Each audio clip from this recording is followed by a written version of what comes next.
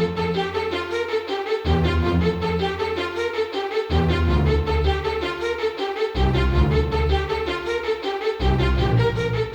there, I'm Solicitor Trevor Cooper, and I'd like to welcome you to this presentation brought to you by Doglaw TV.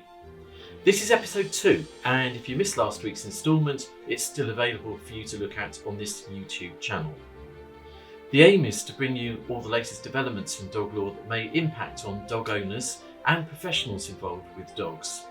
But occasionally, I may also branch out to give you some other information about the dog world generally, and in particular focusing on rescues and promoting responsible dog ownership.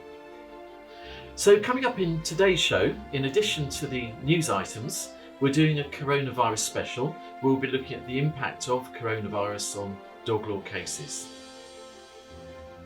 If you want to stay in touch with us, then please press like, please subscribe to the channel, and get your friends and colleagues to like and subscribe as well. You may also want to click the bell so that you get notified when we post something new. You're also welcome to post comments below. And for those of you who haven't come across me before, well, I've been qualified as a solicitor now for more than 30 years. So before you start doing the calculations, yes, I am as old as Methuselah. I did my first dog case back in 1994. And over the years, we've developed a solicitor's practice that principally deals with the law on dogs, albeit very occasionally we do sometimes flirt with cats. The law that we'll be discussing is only as it relates to England and Wales, and it's correct as at the date of filming, which is the 29th of October 2020. I've switched things around a bit from the first episode, as this time we're in my dining room rather than in my lounge.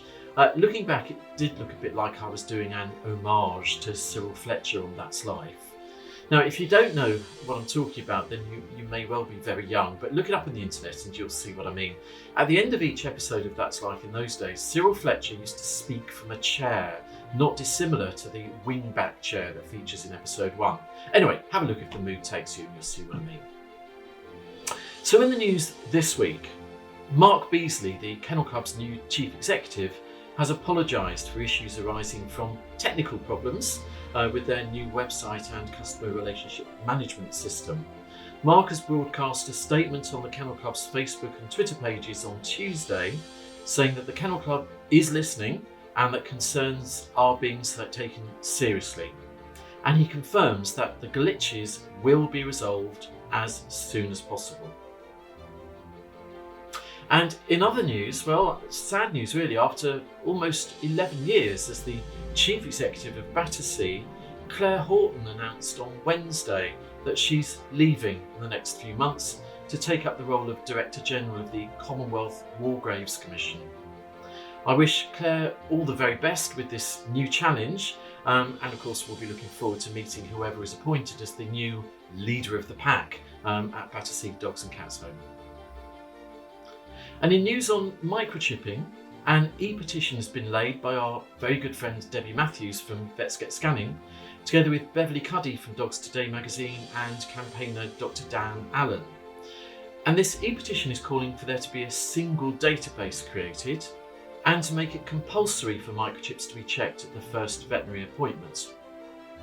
If you're interested in finding out more about what they're asking for, then the link to the e-petition is below. If it does get more than 10,000 signatures, then the government will be required to respond to it. My guess is that they'll just say that the regulations are being reviewed already by Nottingham University and their recommendations will be considered in due course. If the petition does exceed 100,000 signatures, then it becomes eligible for a parliamentary debate. And a quick update from last week's news item on the Chris Loder private members bill to increase sentencing for animal cruelty and dog fighting. Well, good news, it successfully passed its second reading in the House of Commons on Friday the 23rd of October. If you want to read what happened during the debate to see who was speaking in favour of this bill and what they had to say, then a transcript of what happened can be found in the link below. Well, the bill now enters the committee stage in the House of Commons, but no date has yet been set for this. And if the bill eventually becomes law, which could still be several months away, it'll increase the maximum available prison sentences for cruelty and for dog fighting from 6 months up to 5 years. But for the focus of today's show, I want to look at the impact of coronavirus on dog law. As you know, at Coop & Co Solicitors, we specialise in acting for dog owners in both civil and criminal issues throughout England and Wales, and so we do have a unique insight into various issues that have arisen due to the pandemic. So let's firstly look at the Dangerous Dogs Act, because criminal courts have built up a massive backlog of cases, and Dangerous Dogs Act matters have been swept up as part of this delay. Now, this is fine for cases where dogs have remained at home, but for where the dog has been seized, this has meant prolonging the agony of the separation for owners. And even though we're now seeing that cases are progressing, the backlog means they seem to be taking far longer than usual to be dealt with. And if we end up with a national lockdown again, this is going to make a difficult situation even worse. There is no provision for bail for a dog that's been seized due to an alleged Section 3 offence of it being dangerously out of control.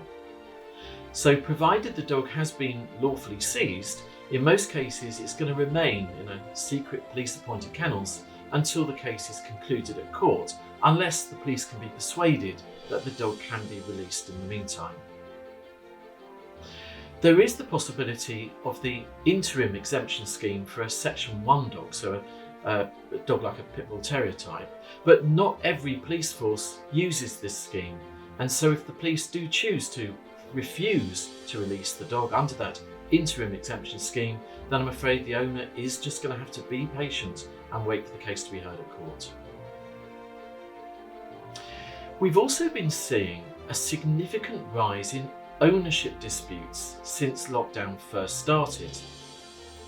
And for the period from the 1st of April 2019 to the 26th of October 2019, the doglaw.co.uk website had 5,765 page views on its owner dispute pages in those 7 months. Yet this had jumped from that 5,700 odd to 15,302 page views for the same period this year.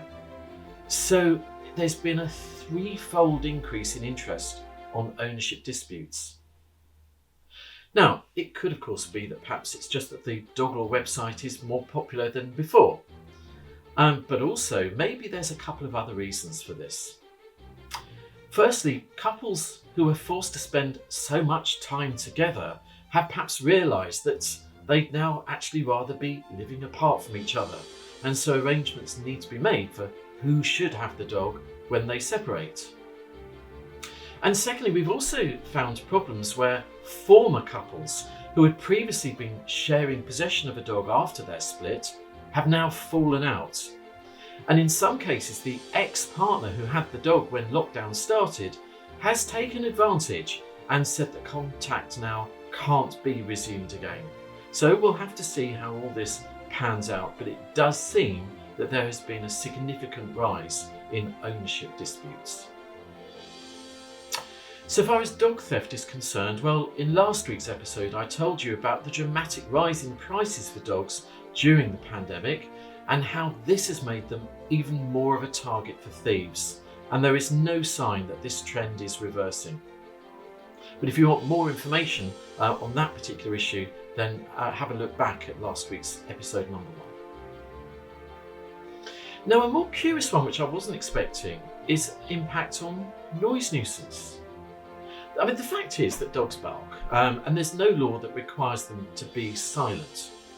But that right of a dog to make a noise, to allow them to exhibit the normal behaviour pattern of a dog, it has to be balanced against the right of your neighbour to peaceably enjoy their home. The tipping point tends to come when the noise is regarded as being so bad that it's intrusive and irritating. But this isn't exactly an easy to measure threshold. I didn't expect the pandemic to have an impact on noise nuisance from barking dogs, but from the Doglaw.co.uk web stats, it seems to have had a remarkable impact.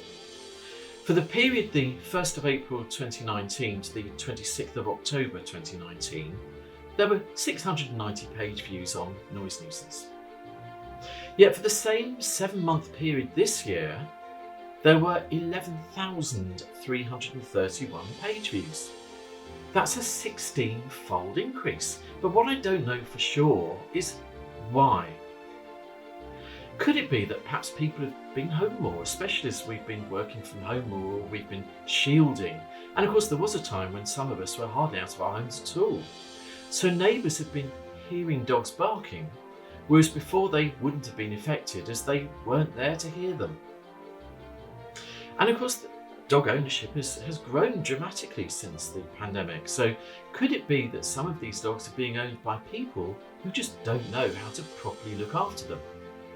Well, we're going to have to see how all this pans out. Perhaps when people do go back to work, we may actually see a further rise in barking due to separation anxiety, as many dogs by then are going to become accustomed to having company, and suddenly they're probably going to be on their own again when their owners go back to work.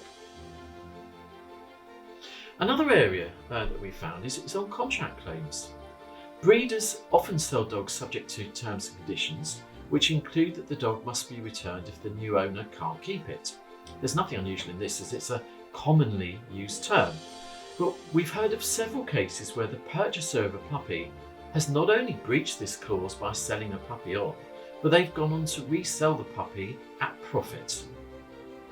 Lucy's Law won't help in this situation. It's not enforced in Wales, and even for England, it only applies where someone sells animals in the course of a business. But all the time that the price of puppies continues to escalate, then this kind of thing is going to continue to happen. Well, that's about all for today's broadcast. I anticipate that we will upload the next episode in the next week or so, and we'll try to feature another rescue next time. So going back to my Cyril Fletcher comment from before, I'm going to close by saying, and finally, Esther. Again, there's people here who are young. I haven't got the faintest idea why I've just said that. Anyway, go look it up on the internet.